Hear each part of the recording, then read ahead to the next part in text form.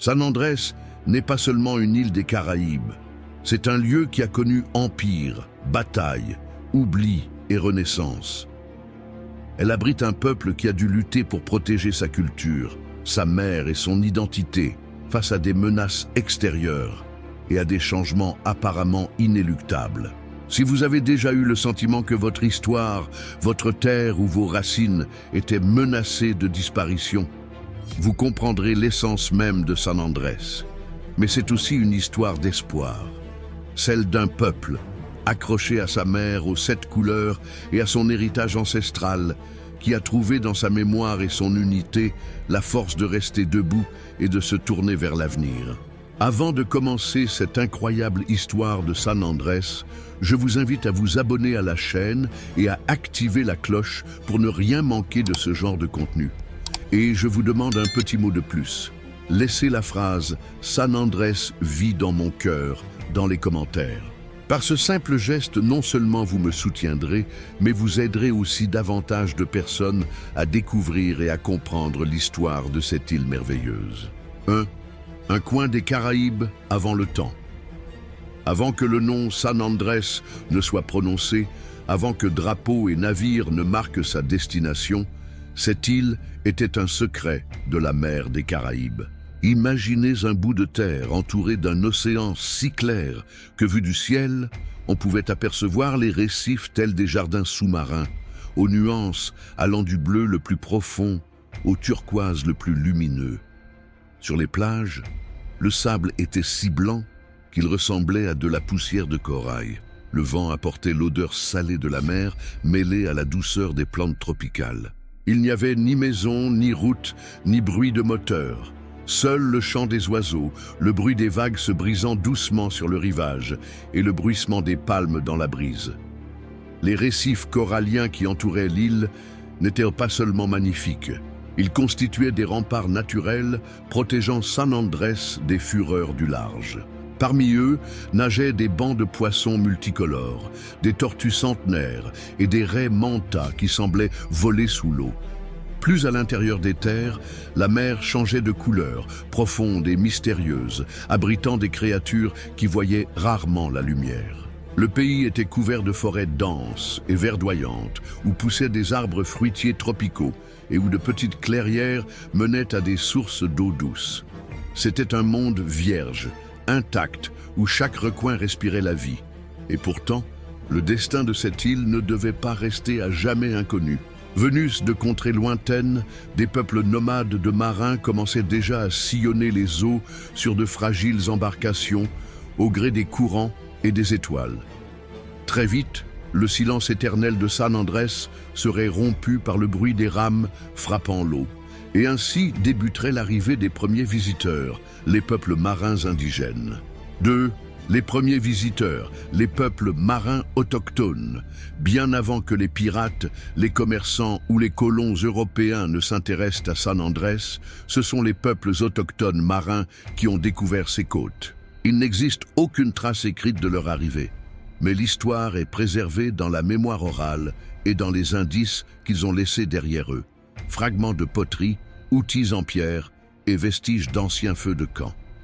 Ces premiers visiteurs étaient des experts de la mer. Venus de régions voisines comme l'Amérique centrale, la côte colombienne et d'autres îles des Caraïbes, ils voyageaient dans des canoës taillés dans des troncs d'arbres, propulsés par des rames et des voiles en fibres naturelles.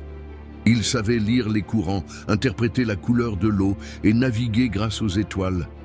Leur vie était profondément liée à la nature.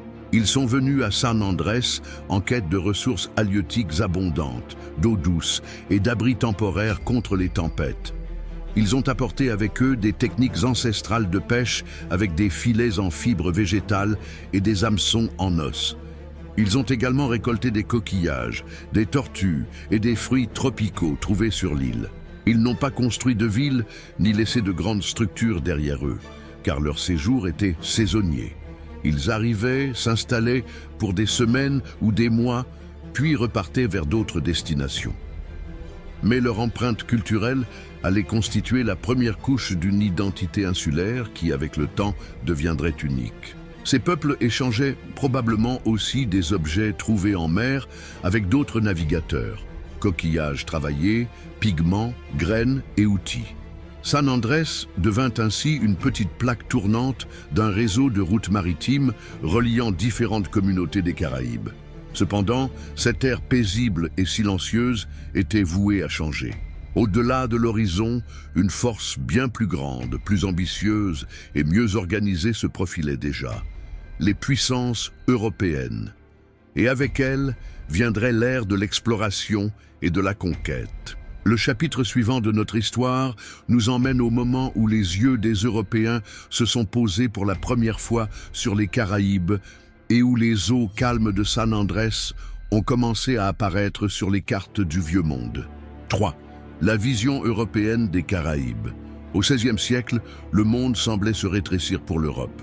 Après le voyage de Christophe Colomb en 1492, la mer des Caraïbes cessa d'être un mystère et commença à apparaître sur les cartes, même si nombre de ces îles, comme San Andrés, restaient des noms inconnus ou de simples lieux inexplorés.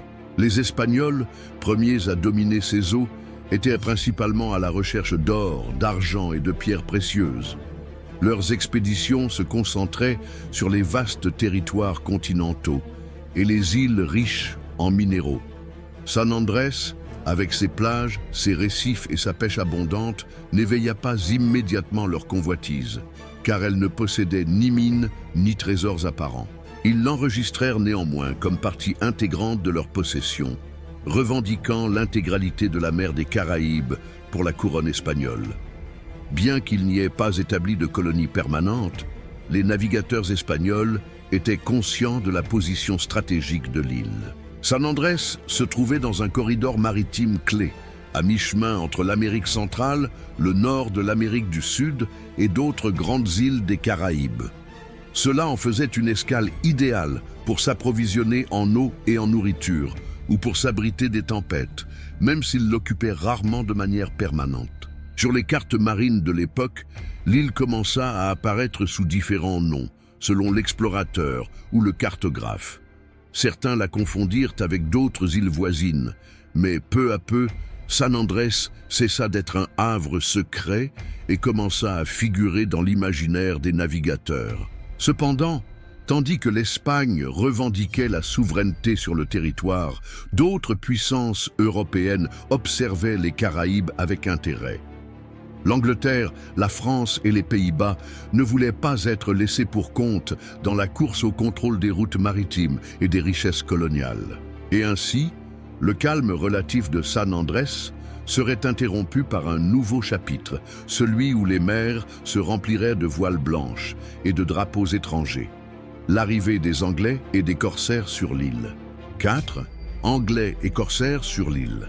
Au milieu du XVIIe siècle, la mer des Caraïbes était devenue un échiquier où les puissances européennes déplacèrent leurs pièces avec ambition et ruse.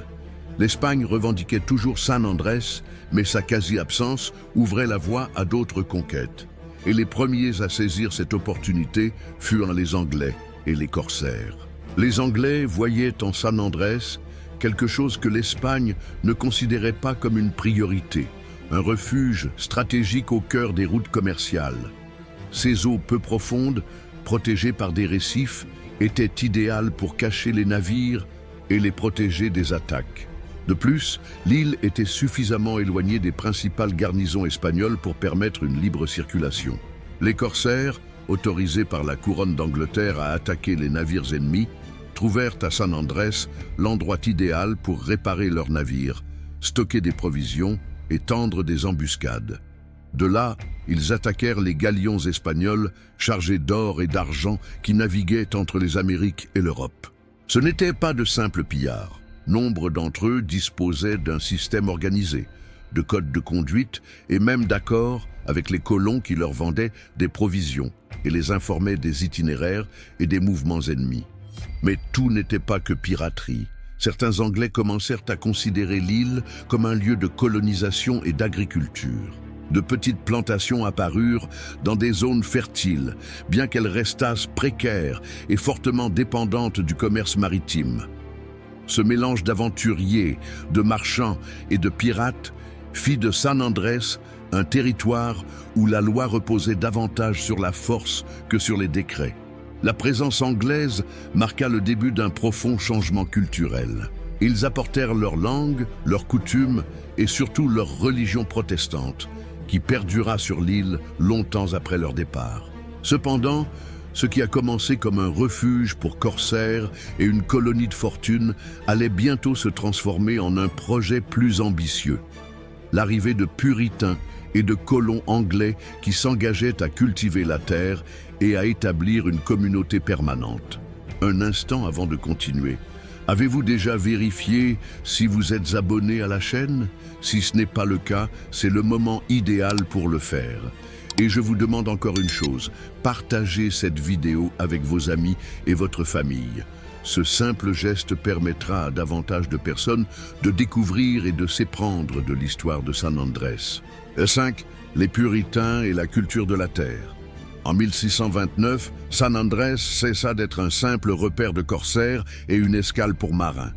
Cette année-là, un groupe de colons anglais, dont beaucoup étaient puritains, arriva avec un objectif clair: s'installer et cultiver la terre de façon permanente. Les puritains étaient des gens travailleurs, profondément religieux et disciplinés. Ils avaient quitté l'Angleterre en quête de liberté pour pratiquer leur foi protestante, sans interférence de l'Église anglicane ni du pouvoir royal.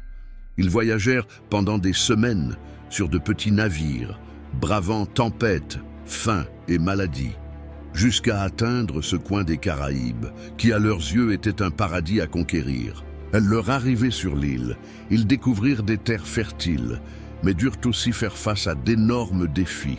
Ils durent apprendre à cultiver dans un climat tropical, différent de celui de l'Europe, et se protéger des tempêtes et des ouragans. Ils s'organisèrent en communautés, distribuèrent des parcelles et commencèrent à cultiver du coton, du tabac et surtout de la canne à sucre, qui allait bientôt devenir le moteur économique de l'île. Mais cette agriculture intensive exigeait une main-d'œuvre abondante. Au début, les colons travaillaient aux côtés de quelques autochtones, venus occasionnellement d'autres îles. Mais cela ne suffisait pas. Puis arriva l'arrivée d'esclaves africains amenés par des commerçants pour travailler dans les plantations. Ce fut un tournant. La culture africaine, avec ses langues, ses rythmes, ses croyances et ses coutumes, commença à se mêler à l'héritage anglais et caribéen, donnant naissance à l'identité métisse qui caractérise encore San Andrés. La vie sur l'île n'était pas facile. Le travail des champs était pénible, la chaleur intense et les maladies tropicales sévissaient. Mais les puritains persévérèrent. Ils construisirent des maisons en bois, de petites églises et des routes rudimentaires reliant les cultures aux points d'expédition de la côte. Cependant, le succès agricole et la position stratégique de San Andrés attirèrent l'attention d'autres puissances, dont l'Espagne, qui continua de revendiquer ses terres. Bientôt, la paix des plantations fut interrompue par une nouvelle ère de l'histoire, les conflits entre empires pour le contrôle de l'île. 6. Conflits entre empires. À mesure que les plantations prospéraient et que le commerce se développait, San Andrés cessa d'être un coin oublié de l'île des Caraïbes pour devenir une pièce convoitée sur l'échiquier caribéen. Au XVIIe et XVIIIe siècle, l'Espagne et l'Angleterre, les deux puissances les plus influentes de la région, entamèrent une longue série de conflits pour le contrôle de l'île. L'Espagne, qui revendiquait la quasi-totalité des Caraïbes depuis l'arrivée de colons, considérait la présence anglaise à San Andrés comme une intrusion directe dans ses possessions. Les Anglais, quant à eux, soutenaient que leur implantation sur l'île était légitime, car c'était eux qui l'avaient peuplée et développée économiquement. Cette lutte ne se résumait pas à des mots. Il y eut des moments de tension lorsque des navires de guerre apparurent à l'horizon, échangeant des tirs ou imposant des blocus. Parfois, les Espagnols parvinrent à chasser temporairement les Anglais, mais ils trouvèrent toujours un moyen de revenir grâce à leur réseau de colonies et à leurs alliés sur les îles voisines. Le conflit n'était pas seulement militaire, c'était aussi une lutte d'influence culturelle et religieuse. Tandis que les Anglais défendaient leur foi et leurs coutumes protestantes, l'Espagne cherchait à imposer le catholicisme et ses lois. Cela créa un climat de tension dans lequel les habitants de l'île, qu'ils soient colons européens, esclaves africains ou affranchis, vivaient dans une incertitude constante. Ils ne savaient jamais sous quel drapeau ils se réveilleraient le lendemain. Durant cette période, San Andrés changea de main à plusieurs reprises. Certaines années, elle fut sous domination anglaise, d'autres sous domination espagnole. Chaque changement de pouvoir apporta de nouvelles règles, taxes et mandats, affectant directement la vie quotidienne des insulaires. Mais comme c'est souvent le cas dans l'histoire, la diplomatie et les traités internationaux finiront par définir officiellement à qui appartiendra l'île. Nous en arrivons ainsi au chapitre suivant, lorsqu'un accord signé loin de ses côtes marquera un tournant. Le traité qui définira son destin. C'est le traité qui définit votre destin. Après des décennies de conflits, d'occupations alternées et de tensions dans la mer des Caraïbes, l'Espagne et l'Angleterre comprirent qu'elles ne pouvaient plus gaspiller leurs ressources dans une lutte apparemment sans fin. Ainsi, en 1786, loin des eaux cristallines de San Andrés et du murmure de ses palmiers, les deux puissances signèrent un accord historique, le traité de San Lorenzo. Dans ce document, l'Espagne obtenait de l'Angleterre la reconnaissance de sa souveraineté sur San Andrés et les îles environnantes. Officiellement, l'île faisait partie de l'Empire espagnol. Cependant, sur le papier, c'était une chose, et en réalité une tout autre. À San Andrés, la population était principalement composée de colons et de descendants de colons britanniques, dont beaucoup étaient puritains et protestants, ainsi que d'esclaves et d'Africains affranchis. La vie, les coutumes et la langue quotidienne étaient plus proches du monde anglais que de l'espagnol. Les églises protestantes restaient ouvertes. La langue prédominante restait l'anglais créole et les liens commerciaux avec la Jamaïque et les autres colonies britanniques demeuraient intacts. L'Espagne, consciente de cette situation, savait qu'imposer sa religion et sa culture par la force risquait de provoquer une rébellion. C'est pourquoi, au lieu d'une colonisation totale et stricte, elle opta pour une présence plus diplomatique, conservant son drapeau et son autorité, tout en tolérant de nombreuses coutumes locales. Pour autant, le traité n'a pas totalement dissipé les tensions. L'Angleterre, bien qu'ayant officiellement renoncé à ses revendications, surveillait l'île d'un œil vigilant. Quant aux habitants de San Andrés, ils vivaient dans une sorte de dualité, sous l'autorité de l'Espagne, mais avec un cœur culturel qui battait au rythme de leur héritage britannique. Cet équilibre fragile allait perdurer jusqu'à ce qu'un événement bien plus important, l'indépendance des colonies américaines, bouleverse à nouveau la carte politique de la région. C'est alors que commence le chapitre suivant, l'intégration de San Andrés à la Grande Colombie naissante. Le 8, San Andrés lors de l'indépendance de la Colombie. Le début du 19e siècle fut une époque de révolution dans les Amériques. Du Mexique à l'extrémité sud du continent, les peuples se soulevèrent contre la domination espagnole. La nouvelle de ces rébellions parvint à San Andrés par les voiles des navires, accompagnée de rumeurs d'indépendance et de liberté. En 1821, la Grande Colombie, dirigée par Simón Bolívar et Francisco de Paula Santander, se consolida en une nouvelle république englobant les territoires actuels de la Colombie, du Venezuela, de l'Équateur et du Panama. Un an plus tard, en 1822, San Andrés décida de prêter allégeance à cette jeune nation. L'adhésion n'était pas une simple formalité. Elle impliquait un changement de drapeau, de loi et de relations politiques. L'île, jusqu'alors sous domination espagnole, s'intégrait à un projet républicain promettant liberté, égalité et un avenir différent pour tous ses habitants. Cependant, la transition ne fut pas facile. La majorité de la population de San Andrés était d'origine britannique ou africaine, et elle continuait de pratiquer le protestantisme, de parler le créole anglais et de commercer davantage avec la Jamaïque qu'avec la Colombie continentale.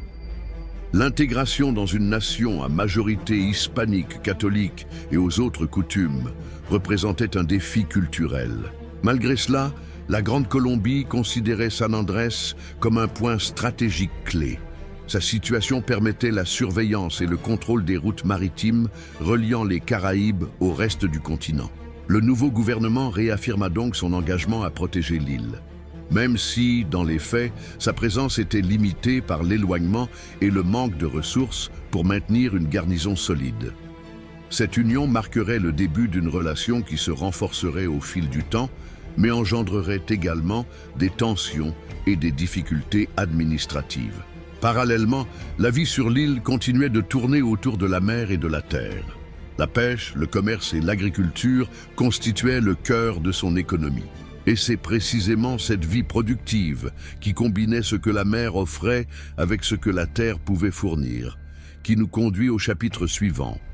L'économie maritime et terrestre qui a défini San Andrés au cours du XIXe siècle. Avant de poursuivre cette histoire fascinante, assurez-vous d'être abonné à la chaîne et si ce n'est pas déjà fait, d'aimer cette vidéo. Par ce simple geste, vous aiderez davantage de personnes à découvrir l'histoire de Saint-André et à perpétuer sa mémoire. 9. Économie de la mer et de la terre. Pendant une grande partie du XIXe siècle, la vie à San Andrés reposait sur un équilibre parfait entre ce que la mer offrait et ce que la terre produisait. L'île n'était pas riche en minéraux ni en grandes villes, mais elle possédait deux trésors qui assuraient sa subsistance, ses eaux riches en vie et ses sols tropicaux fertiles. La pêche était au cœur de la vie maritime.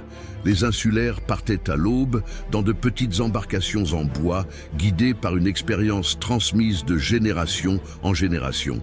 Ils savaient exactement où trouver du vivano, du mérou, du homard et du lambi. Ces derniers, en plus d'être comestibles, servaient à fabriquer des objets artisanaux et même à communiquer à longue distance grâce à leur son puissant. Sur Terre, la noix de coco était la culture reine. Pendant des décennies, le or blanc de San Andrés fut son principal produit d'exportation. Les cocotiers couvraient de vastes étendues de l'île et chaque partie du fruit avait une utilité.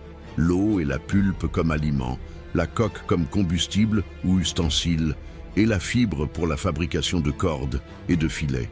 Les exportations de noix de coco vers l'Amérique centrale et les autres îles des Caraïbes étaient constantes, et les navires revenaient avec des produits que l'île ne pouvait produire seule, comme des tissus, des outils et quelques denrées alimentaires.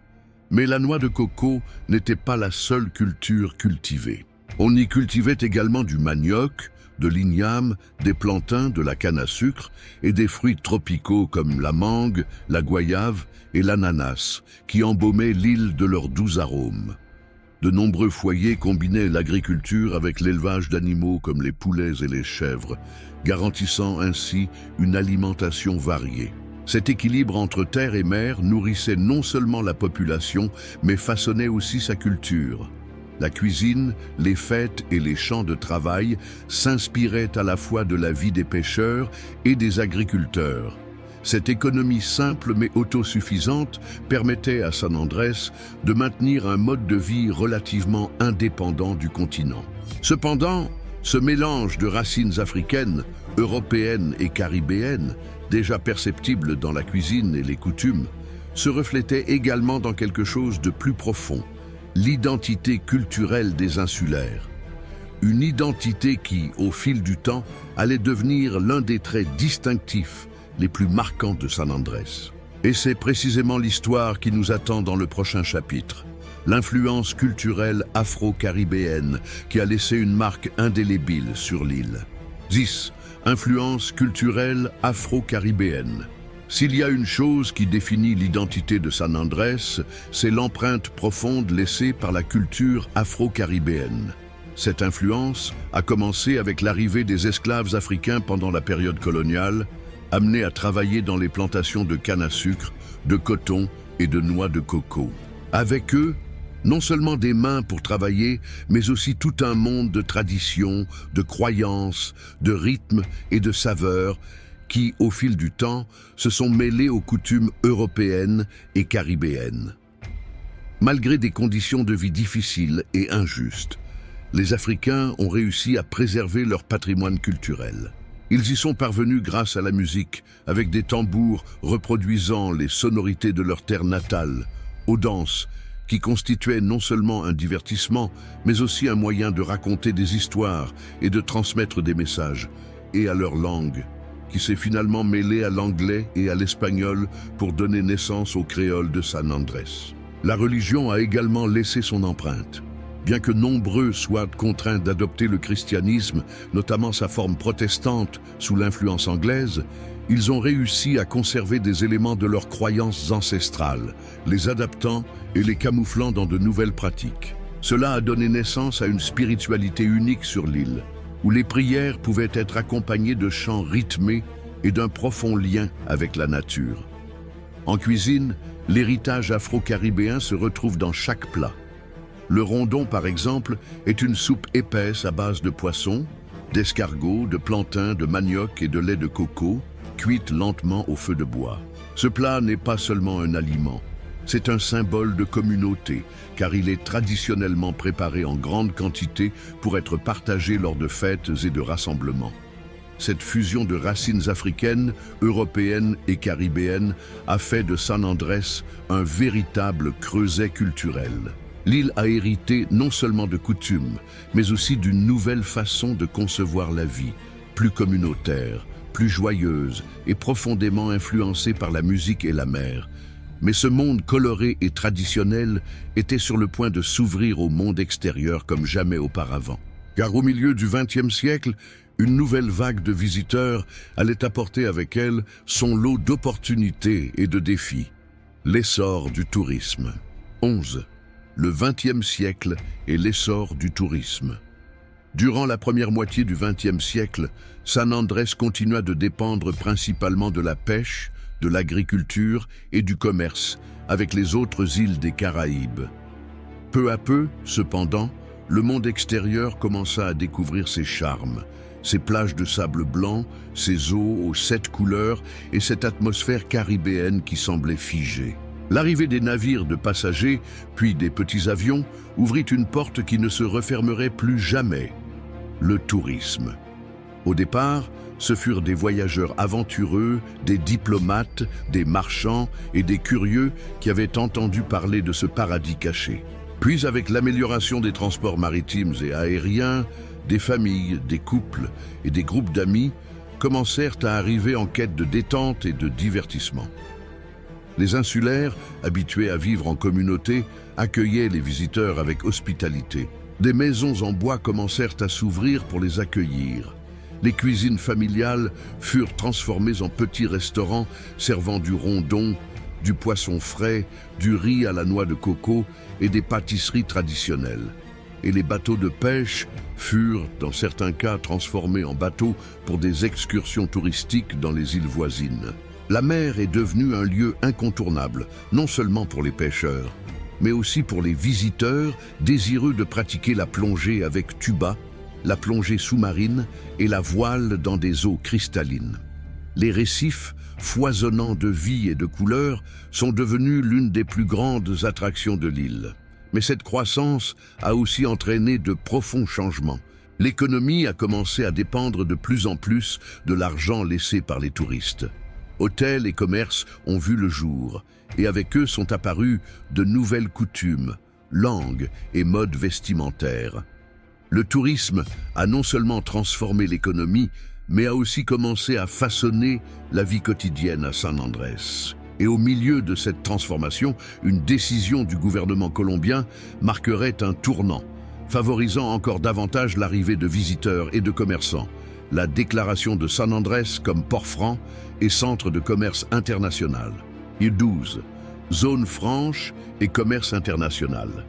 En 1953, le gouvernement colombien prit une décision qui allait changer à jamais le cours de l'économie de San Andrés. Déclarer l'île port franc. Cette mesure signifiait que, sur le territoire de l'île, les taxes à l'importation seraient réduites, voire supprimées, permettant aux produits d'arriver à un prix inférieur à celui du reste du pays. La nouvelle se répandit rapidement en Colombie et dans toute la région des Caraïbes. Bientôt, marchands et acheteurs commencèrent à affluer du continent et des pays voisins. Les navires apportaient des marchandises du monde entier. Tissus européens raffinés, montres suisses, parfums français, appareils électroménagers américains, alcools importés et une multitude de produits coûteux et difficiles à obtenir ailleurs. Les rues de l'île, autrefois peuplées de pêcheurs et d'agriculteurs, regorgeaient de boutiques, d'entrepôts et de marchés. Les habitants s'adaptèrent rapidement. Des familles qui vivaient auparavant exclusivement de la pêche ou de l'agriculture ouvrirent des commerces, tandis que les jeunes insulaires apprenaient de nouveaux métiers dans le monde du commerce et du service client. Le port franc n'a pas seulement attiré les acheteurs, il a également stimulé le tourisme. De nombreux visiteurs ont combiné leurs journées à la plage avec des séances de shopping, profitant des prix compétitifs. Cela a généré une double source de revenus pour l'île. Commerce et tourisme ont travaillé main dans la main pour renforcer l'économie. Cependant, cette croissance s'accompagna de nouveaux défis. La population commença à augmenter rapidement, les habitants du continent se déplaçant à la recherche d'opportunités économiques. L'île, avec sa superficie limitée, ressentit alors une pression sur ses infrastructures, ses services et ses ressources naturelles. San Andrés se trouvait à un tournant, plus prospère et connecté que jamais, mais aussi plus vulnérable aux effets d'une croissance accélérée. Et c'est précisément cette pression sur son environnement qui allait ouvrir le prochain chapitre de son histoire. Les défis de la modernité et la préservation de son fragile écosystème. Avant de continuer, je vous invite à partager cette vidéo avec vos amis, à l'aimer, à vous abonner à la chaîne et à activer la cloche de notification. Ce simple geste permettra à davantage de personnes de découvrir et d'apprécier l'histoire de San Andrés. 13. Défis de la modernité et de la préservation. La croissance économique et l'afflux massif de visiteurs suite à la déclaration d'un port franc ont apporté la prospérité, mais ont également mis en évidence un problème. San Andrés n'était pas une ville continentale avec un espace illimité, mais une petite île entourée d'un écosystème fragile. En quelques décennies seulement, la population a connu une croissance rapide. Des familles entières sont arrivées de différentes régions de Colombie à la recherche d'opportunités dans le commerce, le tourisme et les services. Cette situation a exercé une pression sans précédent sur les sols, l'eau douce, l'énergie et surtout sur les récifs coralliens, véritables poumons de l'île. Les constructions se multiplièrent, souvent sans planification adéquate. Les espaces naturels furent remplacés par des hôtels, des commerces et des logements. Les routes furent élargies, la circulation s'intensifia et le bruit commença à remplacer le silence qui régnait autrefois sur les nuits insulaires. La mer, source inépuisable de vie, commença à montrer des signes d'épuisement. La pêche intensive, l'augmentation du trafic maritime et la pollution menaçaient les espèces qui avaient soutenu la communauté pendant des siècles. Les coraux, sensibles aux changements de température et à la pollution, commencèrent à blanchir et à mourir dans certaines zones, mettant en péril non seulement la biodiversité, mais aussi le tourisme de plongée qui en dépendait. Face à cette situation, des mouvements et des voix locales ont émergé, exigeant la protection de l'environnement et la préservation de la culture raizale, afin que le développement ne perde pas l'essence de l'île. Des initiatives de conservation, des programmes d'éducation environnementale et des réglementations touristiques ont été promus, même si leur mise en œuvre s'est toujours avérée difficile. San Andrés était entré dans une nouvelle ère. Il ne s'agissait plus seulement de croissance, mais de trouver un équilibre entre modernité et préservation. Mais face à ces défis, un nouveau conflit surgit de l'extérieur. Un différend international qui allait placer sa mer au centre de l'attention mondiale. Et nous arrivons donc au chapitre suivant, les conflits territoriaux avec le Nicaragua. 14. Différends territoriaux avec le Nicaragua. San Andrés, en plus d'être un paradis de plages et de récifs, est entouré d'une mer immense et riche en ressources. Et cette mer même a été l'objet de l'un des conflits les plus délicats de son histoire récente. Pendant des décennies, la Colombie et le Nicaragua ont eu des différends sur la délimitation maritime dans les Caraïbes. Le cœur du conflit résidait dans la question des droits sur certaines eaux et îlots autour de San Andrés, Providencia et Santa Catalina. Ces territoires n'étaient pas de simples points sur une carte. Ils représentaient d'abondantes zones de pêche, des réserves potentielles de ressources et des routes maritimes stratégiques. Bien que la Colombie ait exercé une souveraineté effective sur l'île et ses îlots depuis le 19e siècle, le Nicaragua prétendait qu'une grande partie de ses eaux lui appartenait en raison de sa proximité géographique. En 2001, le conflit s'est intensifié lorsque le Nicaragua a porté l'affaire devant la Cour internationale de justice, CIJ, le tribunal des Nations Unies chargé de régler les différends entre États. Pendant plus d'une décennie, les deux gouvernements ont présenté leurs arguments. San Andrés, quant à elle, continuait sa vie quotidienne, mais les pêcheurs locaux s'inquiétaient de l'avenir. Une décision défavorable pourrait signifier la perte de zones de pêche qu'ils utilisaient depuis des générations. Finalement, en 2012, la CIJ a rendu son arrêt. Elle a reconnu la souveraineté de la Colombie sur les îles principales, San Andrés, Providencia et Santa Catalina, mais a réattribué une partie importante des eaux environnantes au Nicaragua. Bien que l'île soit restée colombienne, une grande partie de ses eaux est restée hors de contrôle national, causant une grande détresse à la population insulaire et à l'ensemble du pays. Cette décision n'a pas mis fin au conflit. La Colombie a exprimé son désaccord et adopté des mesures pour protéger les droits de ses pêcheurs. Depuis, la question est restée sensible, avec de nouvelles discussions et des tensions diplomatiques. Ce conflit a clairement démontré que San Andrés n'est pas seulement une destination touristique, c'est aussi un point stratégique des Caraïbes dont l'importance va au-delà de ses plages. Et tandis que la géopolitique poursuit son cours, l'île poursuit son chemin dans le présent, fière de son histoire et déterminée à préserver son identité. C'est le pont qui nous mène au chapitre final. San Andrés aujourd'hui, identité, musique et mer infinie. 15. San Andrés aujourd'hui, identité, musique et mer infinie. Aujourd'hui, San Andrés est bien plus qu'une destination touristique. C'est un lieu où histoire, culture et nature s'entremêlent de manière unique. Dès l'arrivée, la première chose qui attire le regard est la mer aux 7 couleurs qui semblent peintes à la main, du bleu profond au turquoise cristallin, en passant par des verts émeraudes envoûtants. Ces rues sont un mélange de mondes. On y parle 3 langues. L'espagnol officiel, l'anglais et le créole raizal, la langue du cœur de l'île. Les conversations se mêlent à la musique qui émane des maisons et des commerces. Reggae, calypso, soca et rythmes africains qui, combinés, forment la bande-son du quotidien. La culture raizal, avec ses costumes colorés, ses danses joyeuses et ses traditions orales, perdure grâce à la fierté de ses habitants qui s'efforcent de la transmettre aux nouvelles générations. Dans les cuisines, l'arôme du rondon, un plat traditionnel de poisson frit au patacone et du riz à la noix de coco, nous rappelle que la gastronomie est aussi une façon de raconter l'histoire. Le tourisme demeure le pilier de l'économie, mais l'île doit également relever le défi de protéger son écosystème fragile. Des projets de conservation visent à préserver les récifs coralliens, à limiter la surpêche et à contrôler l'impact de l'activité humaine.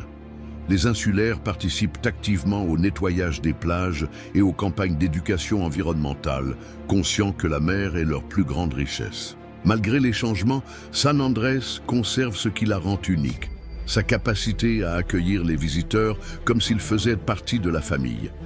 Ici, les visiteurs ne se contentent pas d'admirer les paysages, mais écoutent aussi des histoires, apprennent de nouveaux mots et ressentent que chaque vague, chaque coucher de soleil est une invitation à prolonger leur séjour. San Andrés est par essence une histoire vivante, un lieu qui a traversé les empires, traversé des luttes culturelles et des conflits territoriaux, mais qui n'a jamais perdu son âme insulaire. Une île qui, face à l'immensité de la mer, sait que son plus grand trésor ne réside pas seulement dans ses eaux colorées, mais aussi dans ses habitants. Et ainsi, cette histoire ne finit jamais. Car San Andrés continue de s'écrire chaque jour, avec chaque bateau qui arrive, avec chaque chanson qui joue au crépuscule et avec chaque sourire offert aux visiteurs. L'histoire de San Andrés n'est pas seulement celle d'une île, c'est celle d'un peuple qui a résisté à l'oubli, à la perte de sa mère et aux menaces qui pèsent sur sa culture. Si vous avez déjà senti ce que vous aimez le plus en danger, vous savez ce que signifie être originaire de San Andrés. Mais voici la vérité. Tant qu'il y aura une mémoire, tant que les gens défendront leurs racines et leur mère aux 7 couleurs, San Andrés survivra. Et tout comme cette île a trouvé dans son unité et son identité la force de continuer, vous aussi, vous pouvez protéger ce que vous aimez et écrire votre propre victoire. Et maintenant, j'aimerais connaître votre avis. Dites-moi dans les commentaires ce que vous avez pensé de cette vidéo et quelle partie de l'histoire de San Andrés vous a le plus marqué. Ce simple geste permettra à davantage de personnes de découvrir ce contenu. N'oubliez pas de l'aimer, de vous abonner à la chaîne et d'activer la cloche pour continuer à découvrir des histoires comme celle-ci.